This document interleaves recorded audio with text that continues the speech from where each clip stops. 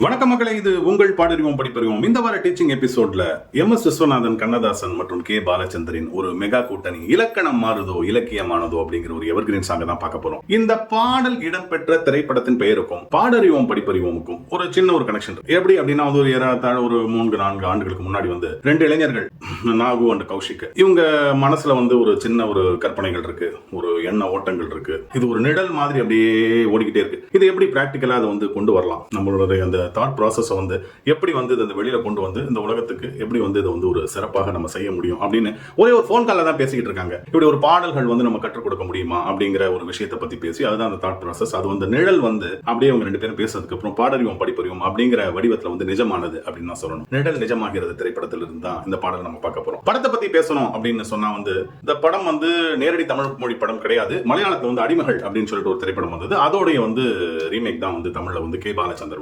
திரைக்கதை அமைத்து இயக்கியிருந்தார். மிகப்பெரிய ஒரு வெற்றி திரைப்படம், 100 நாட்களுக்கு மேல ஓடிச்சு அப்படின்னு சொல்லலாம். படத்துல முக்கியமான ஒரு 5 கேரக்டர்ஸ் தான். சரத் பாபு, கமல்ஹாசன், ஷோபா இன்ட்ரோடியூஸ் பண்ணாங்க. அப்புறம் அனுமந்து, அப்புறம் சுமித்ரா. இந்த படம் கிட்டத்தட்ட ஒரு என்ன சொல்றது, ஒரு மைண்ட் கேம் அப்படின்னு சொல்லலாம். இந்த ஒரு 5 கேரக்டர்ஸ் சுத்தியே தான் வரும். பாலச்சந்தர் படத்துல இதெல்லாம் கொஞ்சம் சகஜம் தான். ஒரு ஏகப்பட்ட முடிச்சுக்கிட்டு இருக்கும், ஒன்னொன்னா அழுத்துக்கிட்டே இருப்பாரு. ஒவ்வொருத்தருடைய அந்த மனச்சார்பு சொல்லிக்கிட்டே இருப்பாங்க. இந்த 5 கேரக்டர்ஸ் தான் திருப்பி சுத்தி வந்துகிட்டு இருக்கும். பாடல்கள் அப்படின்னா எம்.எஸ். விஸ்வநாதன் 2 பாட்டு தான் கொடுத்தாரு. ரெண்டுமே வைரங்களாக இருந்தது. கம்பன் ஏமாந்தாங்கிற ஒரு பாட்டு, யாரால மறக்க முடியும், எஸ்பிபி ஒரு அற்புதமான குரல். அப்புறம் இந்த பாட்டு இலக்கணம் மாறுதோ இலக்கியமானதோ, எஸ்பிபி மற்றும் வாணி ஜெயராம். கண்ணதாசன் கூட்டணி கேட்கணுமா, எப்போதும் தொட்டாலே என்ன சொல்றது, ஹிட் தான் அப்படின்னு சொல்ற மாதிரி. இந்த பாடலை பொறுத்த வரைக்கும் எப்படின்னா, நான் மைண்ட் கேம்னு சொன்னேன் இல்லைங்களா, இந்த பாடல் ஒரு 4 கேரக்டர் தான் வரும். அனுமந்து, அப்புறம் ஷோபா, கமல்ஹாசன், அப்புறம் சுமித்ரா. அந்த 4 கேரக்டர்ஸ் தான். இவங்களுடைய எண்ண ஓட்டங்கள், இவங்களுடைய மனசாட்சி, இவங்களுடைய அந்த தாட் ப்ராசஸ், இவங்களுடைய அந்த மனசு என்ன சொல்லுது அப்படிங்கறத சுத்தி தான் வரும். இதை வரிகள் எழுதுறதுங்கிறது ரொம்ப கஷ்டமான விஷயம். கண்ணதாசன் அவ்வளவு அழகா மனசை புரிஞ்சுக்கிட்டு எழுதிருப்பாரு அப்படின்னு சொல்லணும். எம்.எஸ். விஸ்வநாதன் இதை அழகா எப்படி இந்த டியூனை கன்சீவ் பண்ணிருப்பாருன்னு சொல்ல முடியாது, லெஜெண்ட் அப்படின்னு தான் சொல்லணும். எஸ்பிபி மற்றும் வாணி ஜெயராம் பத்தி கேட்கணுமா, அதாவது ஒரு கமல்ஹாசனோட அந்த ஒரு ஸ்டைல் இருக்கும், கண்ணாடியை போட்டுக்கிட்டு ஒரு ரொமான்ஸ் இருக்கும், ஸ்கூட்டர்ல வருது.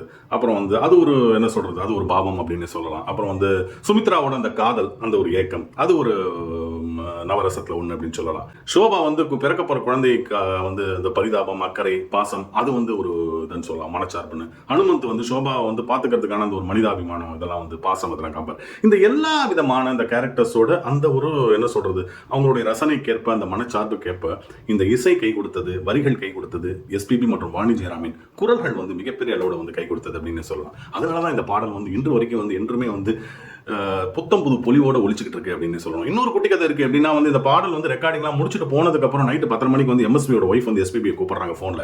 பாலு அப்படின்னு சொல்லுங்கம்மா, என்னன்னு தெரியலப்பா, வந்ததுலேருந்து ஒரு பாட்டை போட்டு கேட்டுக்கிட்டே இருக்காரு, ஒரு மாதிரி உணர்ச்சி வசப்படுறாரு, கண்ணிலேருந்து தர தண்ணி வருது, என்னன்னு கொஞ்சம் பேசு அப்படின்னு எம்எஸ்பி பேசுறேன். அண்ணா என்ன ஆச்சு அப்படின்னு எம்எஸ்பி அப்படி நான் தழுக்க சொல்றாராம். நான் ஏதோ டியூன் போட்டுட்டேன், கவிஞர் எவ்வளவு அற்புதமா எழுதி கொடுத்துட்டாரு அந்த பாடல்கள், வரிகள் இலக்கணம் மாறுதோன்னு. ஆனா இந்த பாடலுக்கு நீயும் வாணியும் எப்படிமா பாடி உயிர் கொடுத்திருக்கீங்களே, ஜீவனா இருந்திருக்கு, அதை கேட்க எனக்கு தண்ணியா வருது கண்ணில இருந்து, அத்தனை வாட்டி கேட்டுட்டேன். இதை தவிர என்ன ஒரு அவார்டு வேணும் அப்படின்னு சொன்னாரு எஸ்பிபி. அதே மாதிரி தான் இந்த பாடல் அப்படின்னே சொல்லலாம். பாடல் கற்றுக் கொடுப்பதில் பாடறிவோம் படிப்பறிவோம் பொறுத்த வரைக்கும் எந்த விதமான இலக்கணத்தையும் மாற்றாமல் அதை அப்படியே கடைபிடித்து புதிய இலக்கியங்களை படைத்துக் கொண்டிருக்கும் இது கடவுள் அமைத்த மேடை. நன்றி மக்களே.